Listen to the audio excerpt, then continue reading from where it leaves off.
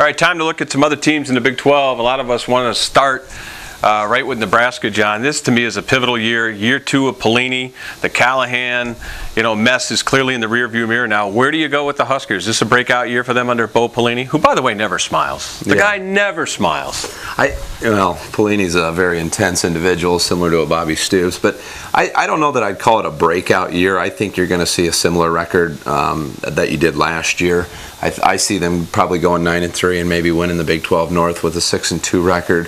I think there's going to be a pretty big division between the top 3 teams in the South versus the rest of the teams in the North that I think are a lot closer together. I agree with talent-wise. So, I don't know that I'd say a breakout year, but I think a year that's good enough to get them to the Big 12 championship. John, why do I get the idea that as Kansas had all that success, they're poised for a little bit of a comeback? And I think Nebraska probably supplants Kansas as one of the elite teams in the North, maybe playing in a big bowl on January 1st. Well, Kansas definitely has some weapons coming back. The unfortunate thing about their season is going to be their schedule. I mean, Nebraska does not have Texas or Oklahoma State on their schedule, and they get Oklahoma and Texas Tech, the 2 toughest teams remaining, at home. So their schedule certainly shapes up a little bit better. They also have that road game at Virginia Tech. I'm sorry. So that game in Blacksburg, kind of heading into the conference schedule, will really be a good measuring stick for them to see where they're at. But with Kansas, they're at home versus Iowa State. That's their first conference game. And that'll be coming off 4 kind of cupcake preseason wins, followed by a bye week. So I think they go into that Iowa State game in a little bit of a dangerous spot because they really won't have been tested up until that point. Yeah, it's a great point because some other teams playing heavier schedules, John, could get nicked up. And that's the one thing we don't know. You can't crystal ball injuries. If a key player goes down on either side of the ball or 2, a lot can change. Nebraska's, though, is pretty deep, but that'll be interesting to see how that shakes out. Missouri clearly headed for a free fall this year, in my opinion.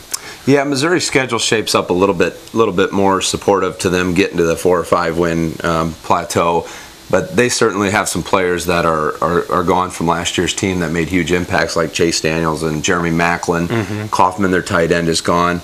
They've got some strong players coming back defensively, but defensively they were just really lacking last year for some reason, even though they had some great athletes on that side of the ball. So we'll see if Coach Hinkle is able to kind of shore up the defense a little bit to make up for their inexperience offensively. All right, is there a sleeper in the Big 12 North finally? And if there is, might it be Iowa State? Well, I think if there was a sleeper, it would be Iowa State. I think the expectations for everyone else is kind of right in the middle of the pack. So one of those teams is going to jump up and challenge Nebraska. But it's going to take a road win or 2, I think, to do that for one of those middle-of-the-pack teams. Key for the Clones is when they venture down to Kansas City and Lawrence in back-to-back weekends, their fans ought to just stay for the week. And Iowa State's going to draw. That'll be a key part of their season. And that'll be key for both Kansas and Kansas State. So the stakes are much higher than we originally thought on those 2 tilts. Yeah, that Kansas-Iowa State game is a dangerous spot for Kansas. I think Iowa State sits in a really nice spot there, being the first team to really potentially challenge the Jayhawks. With Todd Reesing and Meyer coming back, they're going to be stout offensively and they're going to score some points. But Iowa State's offense and their lack of production coming back on the defense side of the ball for Kansas could bode well for Iowa State. All right, we're coming back. A lot more to get to here on a Monday as we're delving headlong into football. Andy Erickson, Jeff Jorge, the whole crew. This is John McDermott. I'm Marty Terrell, Mad Dog Marty. And we're Mouth of the Midwest at 4 o'clock at Toyota today. It's a big Monday. Thomas funeral today, a somber day here in the state of Iowa. And book and movies are going to chronicle the great life of Ed Thomas. Sad day in Iowa with the Thomas passing and, of course, the funeral services today in Applington, Parkersburg. Coming back on a Monday here, Mad Dog Marty, 6 to an even.com.